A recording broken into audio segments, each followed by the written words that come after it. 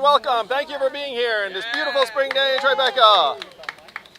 Now, we're here to talk about something that New Yorkers can sense around us. We need to open our city back up and also get our resources working in a way that's going to impact people's lives positively. And we're standing steps away from this beautiful senior center. And the problem is this senior center has been closed for months. Meanwhile, seniors have been vaccinated also for months. And they've been saying, where are we going to go to get together, to socialize, to get food, to experience community events? And so it's long past time that this senior center and other centers around the city have been reopened. Am I right? Yes. Yes. And there are 1.1 million seniors here in New York City. 13% of New Yorkers are seniors, and that percentage is just going up. So opening up the city means getting our bureaucracies actually working, as opposed to finding excuses not to work. So here, this senior center right now is converted to just to-go lunches, I believe. Nothing. Oh, look at that. I even overestimated it. So what they said was that the senior centers would be partially reopened, which meant to-go lunches in some locations. And this senior center does not even have that. So I speak for the seniors who want the center to be open and their relatives around the city, because this has been a very, very trying time for so many people. But imagine being a senior citizen who was isolated for months during COVID. Family members could not visit you. And then eventually you do get vaccinated, but you're still feeling isolated. We need to reopen centers so they have a place to go and to experience the vibrance of the city. And we need to get other resources also working on behalf of seniors, like Accessoride. And seniors have told me that what they call it is Stress-a-ride. I don't know if that's something you all... So the Stress-a-ride experience needs to be improved. And there are a couple of basics that we can deliver. The first is that the MTA subsidy of $15 does not take you very far. If you want to go to another borough, it can't get you there. So we should increase that subsidy to $40, which is a level that would actually allow you to go from one part of the city to another. And then we should increase the cap from its current 16 times a month, which would really just mean 8 times a month, because anytime you go someplace, you kind of have to go back. You know what I mean? So we should increase that cap so it actually allows our seniors to get around and experience our city. Who knows? Maybe they can even go to a senior center in another part of the city that's open. They can be visiting some of their friends in another part of the city. So let's get our city open again. Let's get our resources working for our families and our people again. And let's also wish City Councilwoman Margaret Chin, who's about to speak on this, a happy birthday, because it's her birthday today. Happy birthday To you. Happy birthday, dear Margaret. Happy birthday to you. City Councilwoman and the head of the Committee of Aging, and I'm so proud to have her as an endorser in my campaign, Margaret Chin. Come on out, Margaret. Thank you, Andrew. I know it's my birthday, and I usually don't want to work on my birthday, but I'm here to support Andrew's platform to support our seniors, our older adults. So far, I haven't seen other candidates talk about this important population, our seniors. Look, we grew up respecting our elders, and we learn from them, we learn from their wisdom. They are our treasure. And they contribute to building this country, this city, and a community. And we want to make sure that our older adults, our senior, can age in place in the community that they help build up, in the city that they love. I think what Andrew's plan for our senior is comprehensive, and it really takes into consideration this is a growing population. Right now, we're close to 20% of senior adults that are over 60. But we are still contributing. Guess who volunteer at the senior centers? Like I have John here and June here. They're retired, but they're the one that's keeping the centers going when it was open. Who volunteers in our school to help our kids with reading? A lot of them are retirees, which are our senior. Who are the one that volunteers, in the library, in local community center? They are our seniors. I know right now in this administration, in this budget, the mayor and the commissioner has proposed a community care plan for our senior. And it's a good beginning, and Andrew supports that. But I know Andrew will expand on it and increase the funding because it's not enough. Even though that we are increasing 25 senior centers and York, which is naturally occurring retirement community, it's still not enough to meet the growing need. And one thing that I really like about what Andrew put in the plan is that every senior center and every York program should have mental health services to support our older adults. They went through this whole year, this pandemic, isolated, and it really took a toll on them. And we got to make sure that mental health wellness services are in every single senior center and every York. This administration talking about putting social worker in every school. And I asked the mayor, what about our senior? We should have that too in every center. So going forward, I am looking forward to a Yang administration who will put seniors first and really support this growing population that has contributed so much to the city.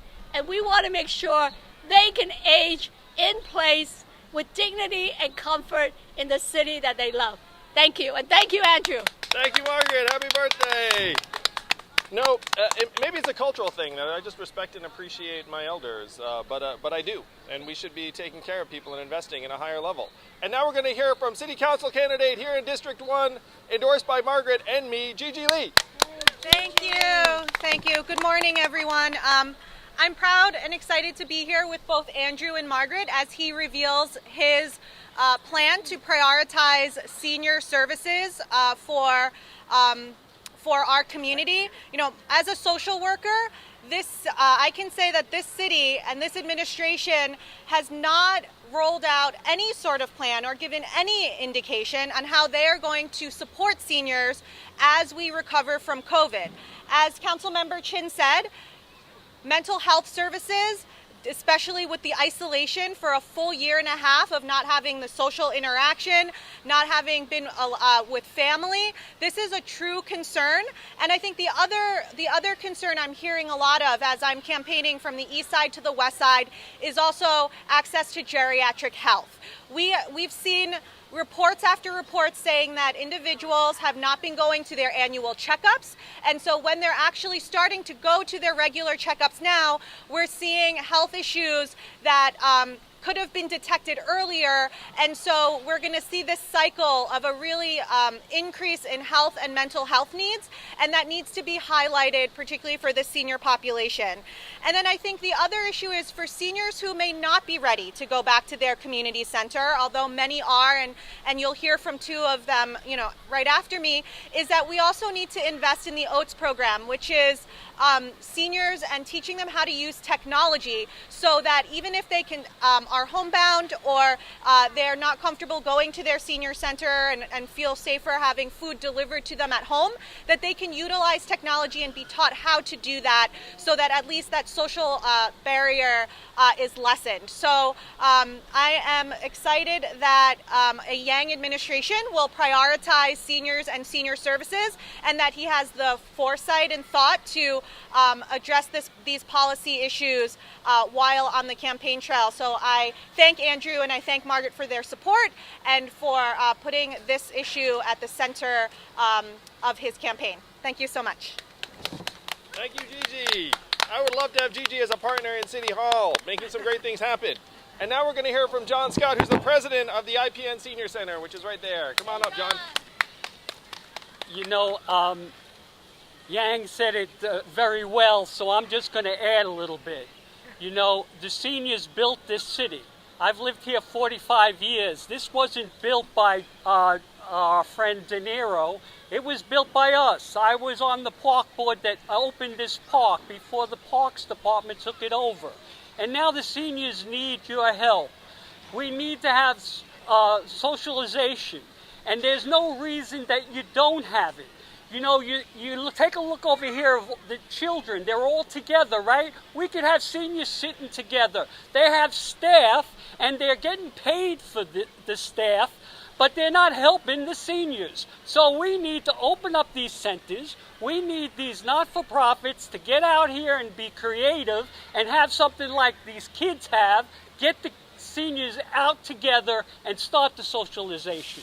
So our center has people from 60 to 99.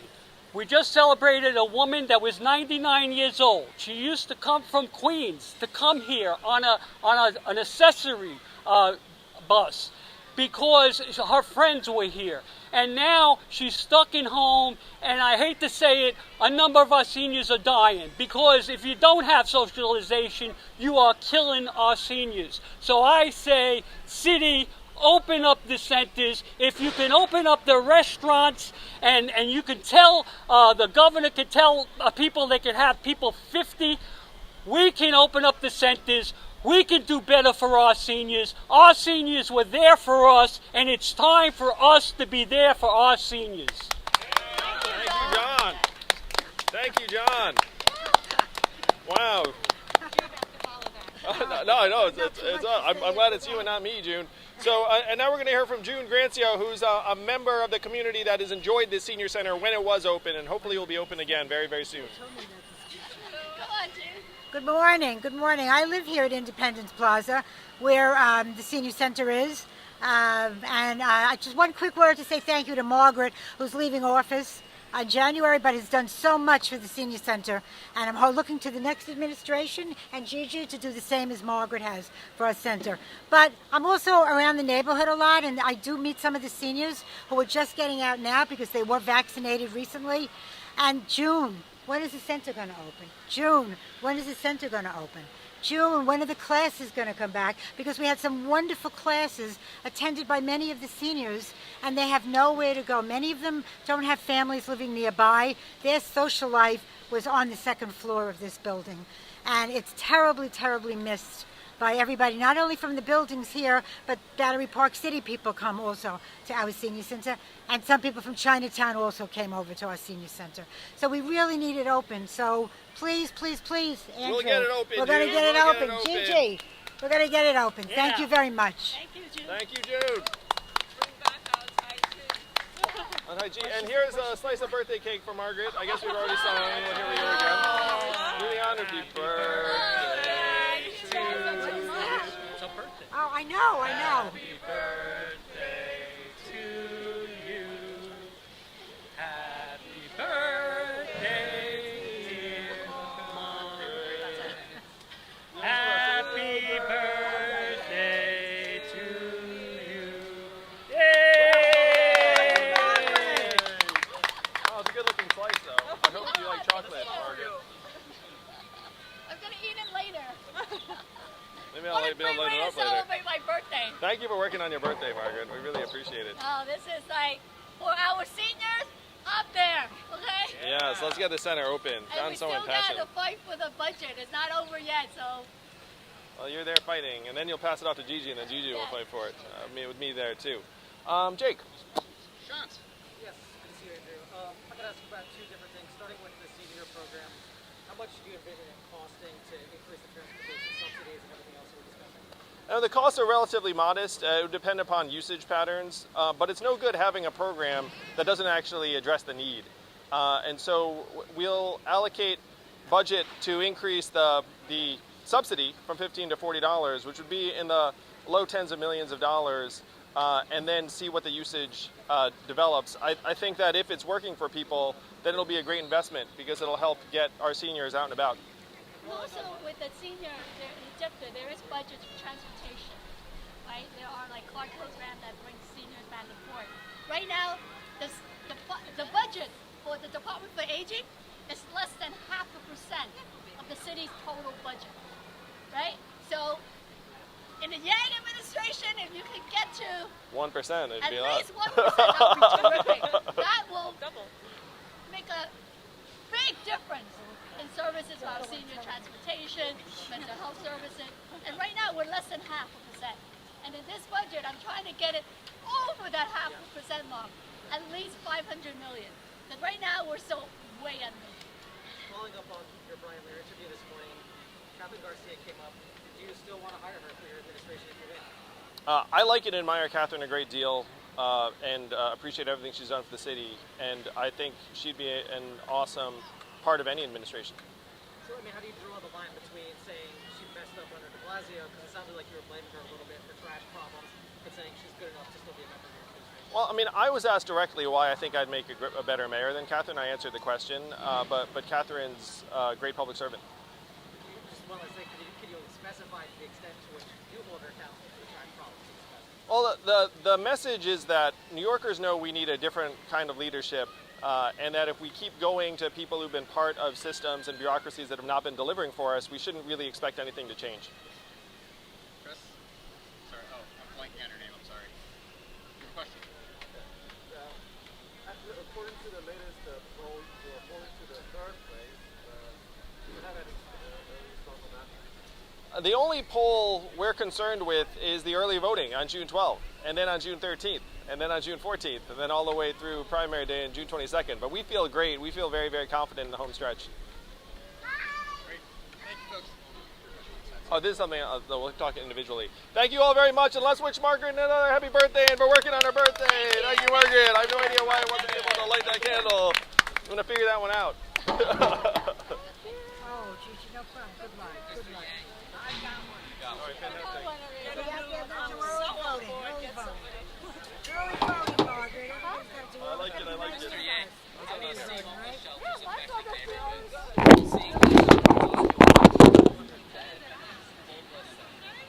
Garage and sofa. We already have people wandering around this neighborhood. I know 2 families whose kids have been assaulted with a knife. I personally have seen a homeless person throwing stuff at the diners. We're with diners.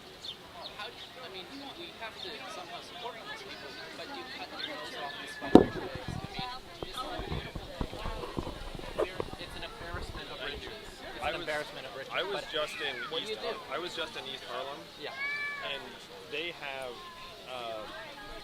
a higher concentration of both shelters and substance abuse centers than maybe, they're up there with parts of the Bronx in terms of concentration. And it has changed the character of the neighborhood in a way that's made it very, very difficult for families. Yep. So this is something that I'm going to take very seriously because I've seen the impact it can have on neighborhoods and communities. Yep. And there are ways that we can help get people the help they need without placing an undue burden on families who are just enjoying the neighborhood. So I understand the concern very, very directly. There have been incidents in my own neighborhood as well that are very, very similar to what you just described. And as mayor, I'm very focused on being able to provide people the help and support they need without changing the character of neighborhoods that people enjoy living in. Sorry, Andrew. Just wanted to let you know, but I understand the problem. I genuinely do. I've seen parts of the city where it's more severe and extreme than in others, and I believe that we can solve it in a way that will meet everyone's needs. But I understand the nature of the problem very, very acutely. Is this about homeless? Yeah. That was it. Hello, everybody. Make some way behind them. They're getting a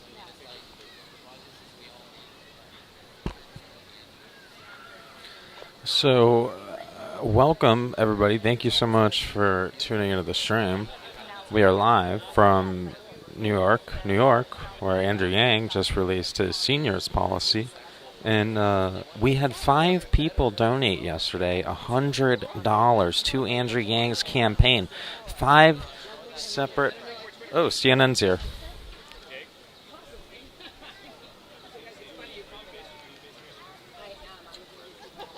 She works for CNN, she says. Interesting. We need the national media to pick up on the racism in the Daily News cartoon. No, don't listen to me. I don't even know what I'm talking about. But we had 5 donations yesterday, all of $100 each, which means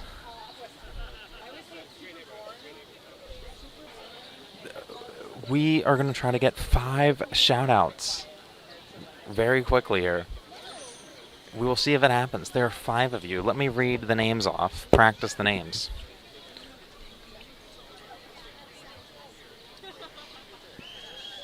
It's Shaijun, I hope I pronounced that correctly. Sophia, George, Lily, and Joseph all donated $100 each to the Andrew Yang for Mayor campaign. Thank you so much for your donations. We're going to try to get you guys a shout out.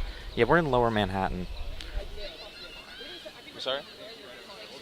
I'm like a YouTuber. Yeah.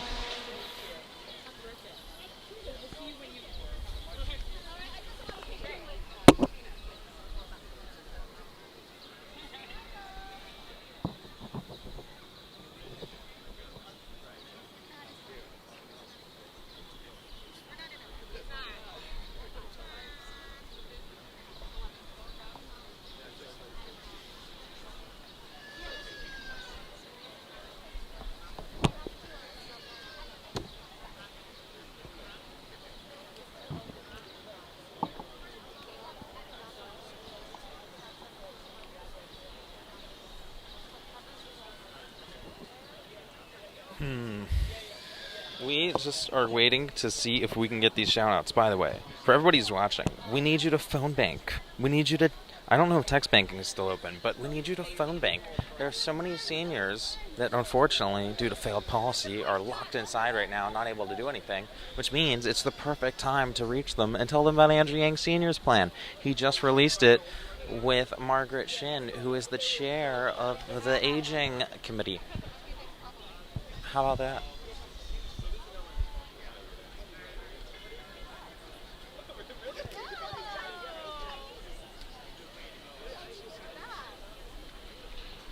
It was so nice. They celebrated Margaret's birthday with a piece of cake. I'm trying to wait for a moment for when Andrew's not busy, which is rare, and see if I can get in here to get you guys, everybody who donated, $100 each, your shout-outs. Once again, it's Shaijun. Sophia, is it Shaijun or Shaijun? I really hope it's Shaijun. Is Shaijun? Shaijun or Shaijun? Someone tell me in chat if you're better at pronouncing names than me, please.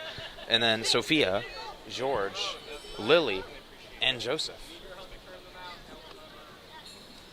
No, here's our moment. Here's our moment.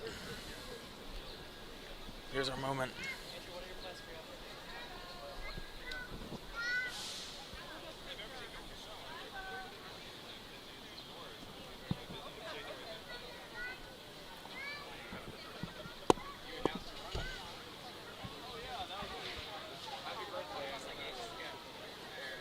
Let's see if Andrew can sense that we're trying to get his attention.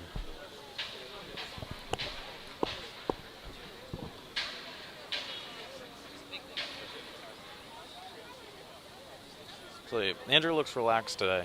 Tell you what.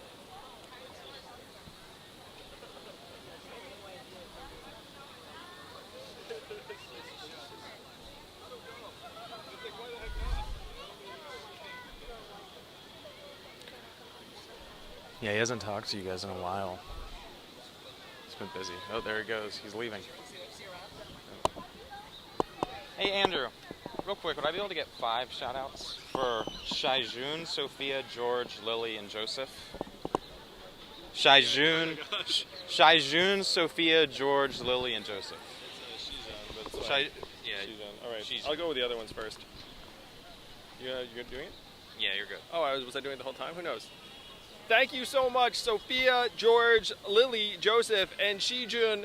Really appreciate your support. Let's go all the way. Let's win this race. We are less than 4 weeks away, and every donation counts. So thank you to each of you from the bottom of my heart. Come to New York if you want. You can hang out with us. It's beautiful here. That's right. Thank you, Andrew. Matt Skidmore's here. How long are you here? Till tomorrow, but I'll probably be back soon. So, take care, guys. And we got the shout-outs. So, here's the deal. If you also would like a shout-out from Andrew Yang, and Andrew pronounced the name correctly, so he bailed us out on that one, all you have to do is donate right now to Andrew Yang through the special link in the description below. And the reason you have to use that link is because that's the only way that I can see who donated what amount. So it's the only way I can track it. But all the donations go directly to the Andrew Yang campaign. And you know what? If you want to donate through the Yang for New York Donate campaign link too, because you don't trust me because I'm a dangerous thief, that's cool too. But really, listen to Mark Clock. He says donate in phone bank, y'all. Donate in phone bank. That's what you got to be doing. You got to be donating in phone banking. And, should I go on a rant about, nah. No rants today, I don't think. Alright, since this is our only stream of the day, once again, they keep doing one event a day, which is cool. Here, let me back away from here. What we need right now. Well, first of all, we'll take some quick questions in the chat. Mark Clockisle says, I'll be back in a week. Can't wait for the home stretch. That's right. Mark is going to be here on June 2nd through the primary. Yeah, rant so we can rage donate. I was ranting last night, but it was after the stream had ended, and I had collected my thoughts more.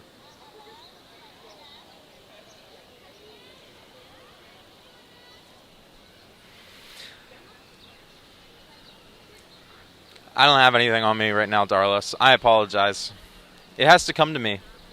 But, yeah, the message really needs to be just phone bank, donate, canvas, keep fighting, and bring this victory home. All right, everybody.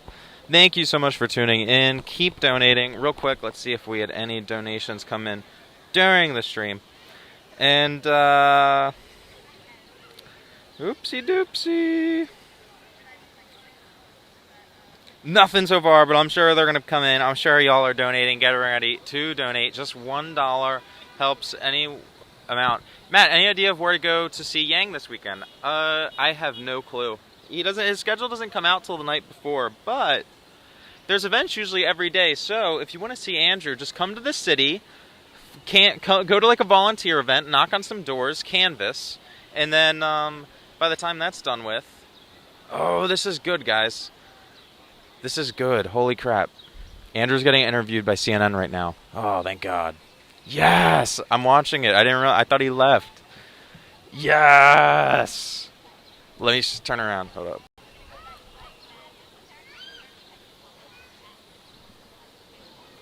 She works for CNN, the lady in the blue. And you can see they have a camera there. Thank you. Finally. Some real media. So I guess if I'm going to rant, basically, let's get in the shade. Basically, the New York Daily News published a blatantly racist cartoon. A blatantly racist cartoon. And we're in a year in 2021 where we just had a president who stoked the flames of racial tensions against Asians by shouting China virus and Wuhan virus and all this other stuff. And, half of the people in the country legitimately think it's okay to shout Jew virus.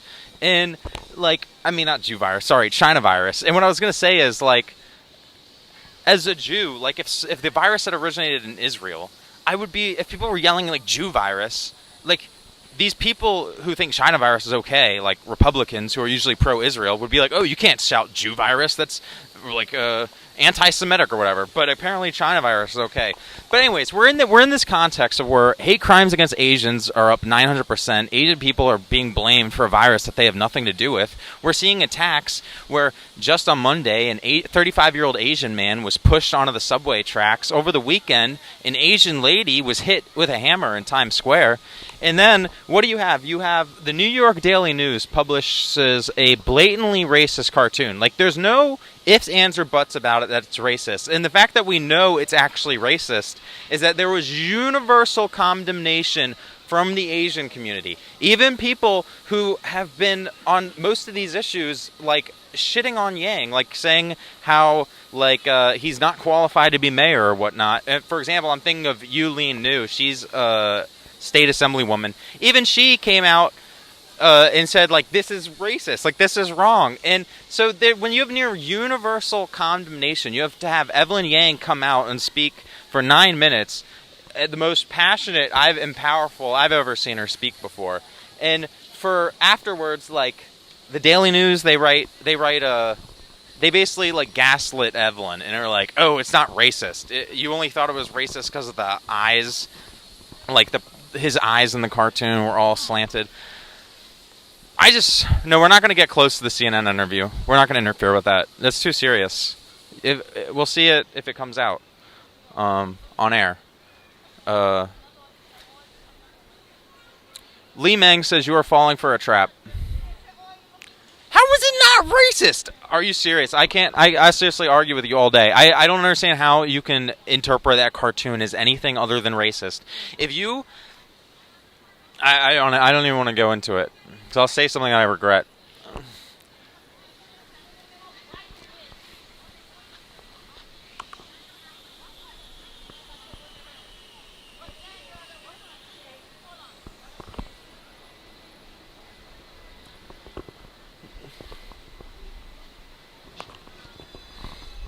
Anyways. The cartoon is so clearly racist.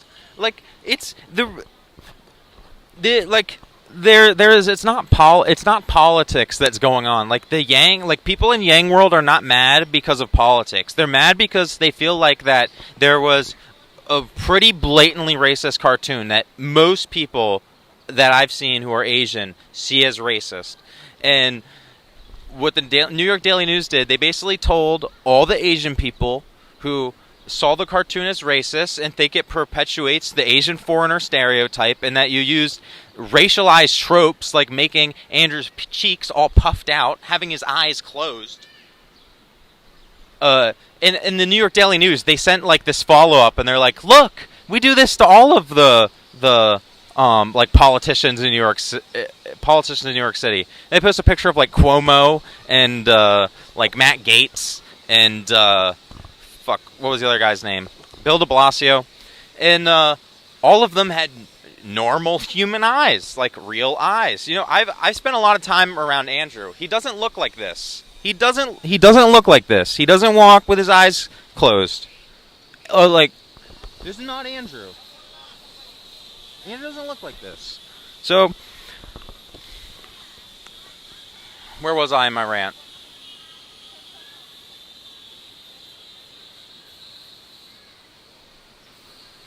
Trying to remember where I was on my rant. Oh yeah, and then the picture they posted of Matt Gaetz, his eyes were also closed in the picture, and they're like, so I guess their point is like, oh, well, we also have Matt Gaetz who is white as his eyes are closed. The picture of Matt Gaetz was in bed. He was asleep. That's why his eyes were closed. His eyes weren't closed because that's just how you naturally draw your characters. You made Andrew's eyes closed because you were trying to make him a racialized, stereotyped trope. I have another thing that I was tweeting I thought of last night, and I had a draft tweet, but I didn't send it. Shit. It was a really good one, too. I'm gonna have to find it. Alright, let's see what the chat says. Oh yeah, and the cartoon was drawn by a white guy from Connecticut who doesn't even live in New York City. The whole context around the cartoon was that Andrew, because he said that Times Square was his favorite subway station, that somehow makes him a tourist in his own city. And you have people being like, oh, he's not a real New Yorker.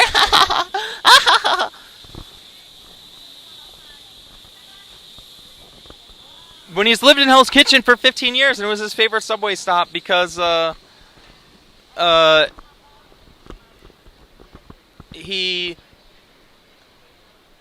it's the stop he uses to get home. It's perpetuating, it's what I agree with, it's basically what Evelyn said. It promotes this toxic narrative that has existed from the beginning of the campaign, where you had people telling Andrew Yang when he went into a bodega, they told him that the bodega that he went to was not a bodega because it was too nice, even though it was run by immigrants. But, you know, it looked like it was run by... I gotta stop talking. But... It's just... The whole thing annoyed me. The eyes are part of it. And Pearl's right. It's not just the eyes. It's the fact that Yang is born and raised in the U.S., has been living in New York City for 25 years, and is still depicted as a tourist. not because they like the reporters yesterday. They were trying to ask Evelyn. They were like, "Well, last week Andrew Yang didn't know what 50A was, and he didn't know what this was. So we're not saying that he's not a real New Yorker because he's Asian. We're saying it's because he doesn't know anything about the city." But again, it goes back to the bodega thing. It goes back to why does an answer that Andrew gives about basically saying, well, Times Square is my favorite stop because that's the station closest to me. Why does that turn into such a big thing where people, like, it literally trends on Twitter? Like, Times Square was trending like 5th on Twitter. Why does everybody instantly jump to like, oh, tourist? Because there's been this toxic, racist, stereotyped narrative. Now, that doesn't mean that everybody who says Andrew is like doesn't know what he's talking about has racist intent. But what happens is when you say that kind of stuff, it does feed the people that actually are saying it because they have racist intent. I explained this so much better. Someone said it's what leads to go back to China. Yes, it feeds this toxic narrative. Yesterday during Andrew Yang's press conference, somebody drove by and yelled like fucking Asian people at them at a press conference that's to denounce anti-Asian hate. So like this shit's real. There's attacks happening every single day, and I don't think that cartoon published by the New York Daily News that got condemned by as high of leaders as Grace Meng, who is the elected representative of Flushing, Queens, which has some of the highest Asian representation of any district of the country. She's also like a former top Democratic Party official, so this isn't just some freshman going like saying this. This is a high-profile American politician who's Asian American saying that this is wrong. And the New York Daily News basically told the Asian community that, no, it's not racist. You guys don't know what you're talking about.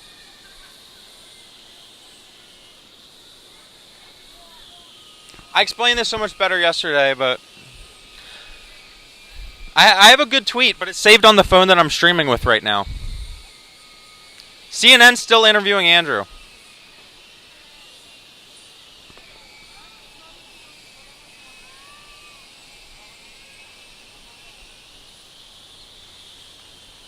Someone said something about policies. Yeah, why can't it be about policies? Because if we talk about policies, the fact of the matter is Andrew usually wins on policies.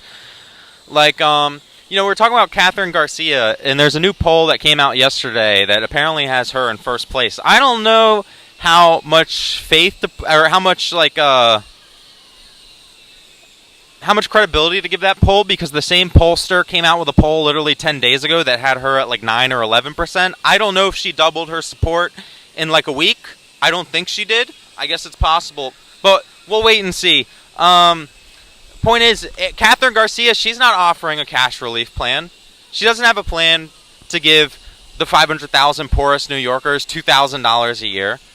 She doesn't have a public bank plan. She doesn't support the New York State Health Act. Like, Andrew has policies that will actually benefit everyday New Yorkers, the people who need the help the most. And I don't think you can say the same thing for most other candidates in the race. I'd say the only other candidate that is comparable to Andrew on policy is Dianne Morales. But frankly, Dianne Morales, I don't think she is. When I look at Dianne Morales' campaign, I see a lot of stuff that just feels, I hate to use this word, but juvenile. Like the fact that last night there's this story about how she's not paying her staffers enough money and they apparently quit. And it gets reported about 9-10 p.m. at night. She says she's going to put out a statement that night, 2 hours later. She comes out with a statement this morning, 12 hours. Excuse me. Hours after she said she was going to release a statement. And, I feel like she didn't really address, what exactly, I still don't know what exactly happened. She basically said, one of her staffers quit and two more are, quote-unquote, no longer active.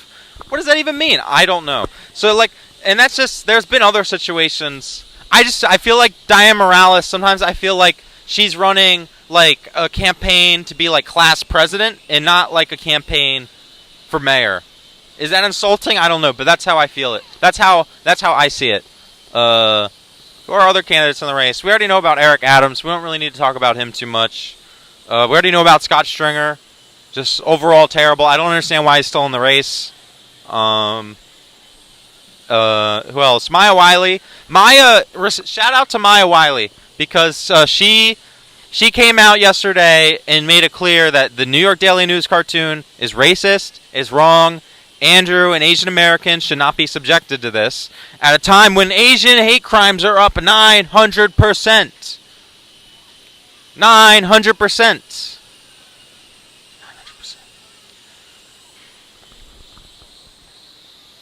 I appreciate Maya Wiley coming out, and I think that a lot of people feel the same way. I don't know why none of these other candidates can come out and say like, look, anti-Asian racism is wrong.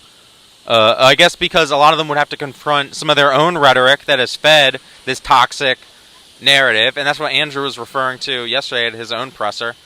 I'm looking what's happening over here at this park. I don't know what they are doing right now, but like now, let's like hold up. Let's move over and see what's going on. Andrew's doing something. Hold up.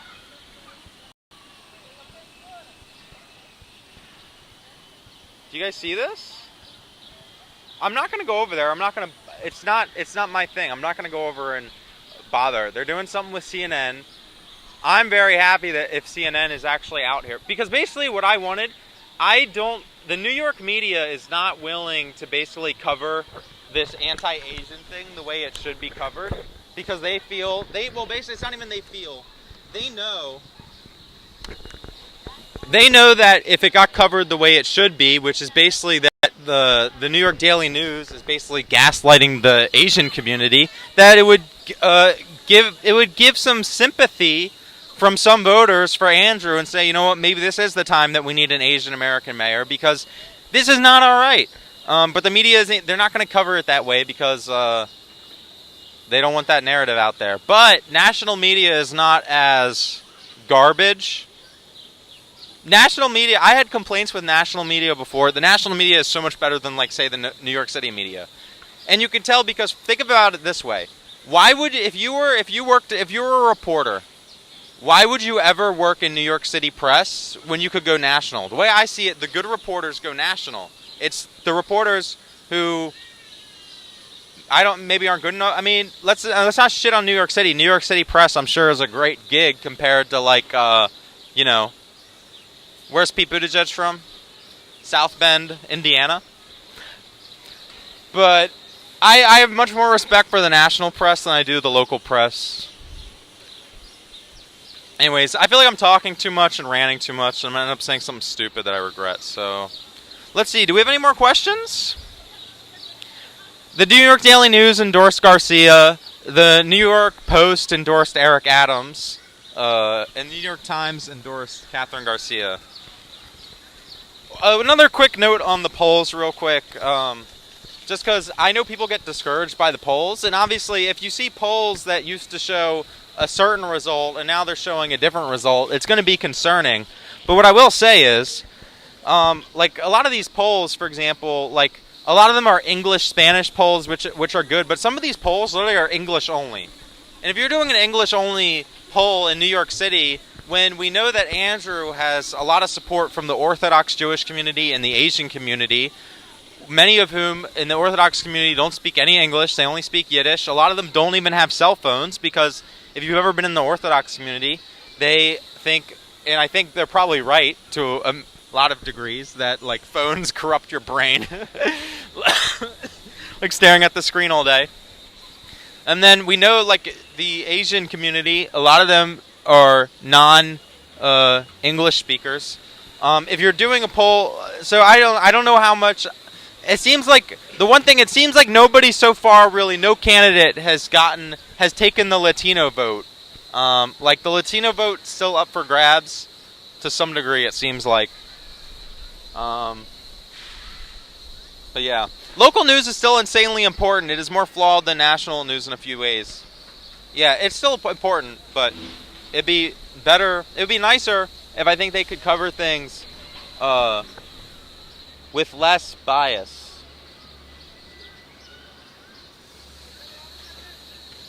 Alright. I think I've ranted enough. Got my thoughts out. Somewhat.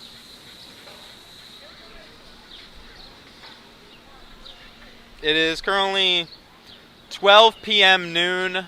We are in Lower Manhattan. I am probably going to take a train back to Brooklyn and then figure out what I want to do the rest of the day. I'm sure there are some volunteer events, as there are every day, which is why if you're watching and you want to experience the New York City campaign lifestyle, you should come on out here and volunteer, because we need you. We really do. Just one day, even if you live in like Pennsylvania and you want to just come up on a Saturday, drive up at, leave your house at 8 a.m., 9 a.m., drive 2 hours, get into the city by noon, knock on doors for 6 hours, and then eat dinner and go home. Like, that's cool. That's what they need. If you can make 5 calls, if you have 15 minutes each night that you can make phone calls, and you can do 10 calls in 15 minutes each night, that's amazing. That's 10 times, there's like, 29 days left till 27 days left till the primary. So that would be 270 calls you could make between now and the primary. And there are currently 122 people watching. So 122, if all 122 of us made just 10 calls a day for the next 27 days, 122 times our 270 calls, let's do the math on that. 122 times 270. That would be 32,940 calls just from this chat alone. 32,940 calls.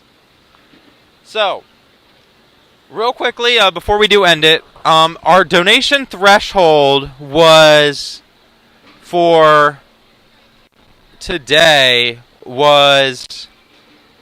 to get a shout out was $100, and we got 5 people who donated $100 to get a total of $100 or $500 in donations from those donors. So what we're going to do this time, we're going to raise the stakes a little, but we're also going to lower the stakes a little, so that way the people who, I know not everybody can donate $100. Most people can't. So, but I want to make it so that other people can participate and possibly get a shout out. So what we'll do is, the first person right now to donate $8.88, those are the lucky numbers, $8.88 through the link in the description below. First person to donate $8.88, secure.actblue.com/donate/YangGame. I will try to get you a shout out from Andrew Yang himself. And then our second offer is if you donate $200 or more, $200 or more between now and our stream tomorrow, $200 or more, you too can get a shout out from Andrew Yang. So it's $8.88 and $200. Those are the numbers. Anybody who donates $200 will get the shout out. So if we have 100 people who donate $200, Andrew is going to be talking to me for a long while, if I can get him to do it. Because it's never guaranteed. I always just ask. Andrew usually says yes. I don't think he's ever said no. So, and then the first number again, first person donate $8.88. I'm sure somebody's already doing it right now. $8.88. Get the shout out. Thank you so much for tuning in live from New York, New York. I am your host, Matt Skidmore, and we are out of here. Take care. Goodbye.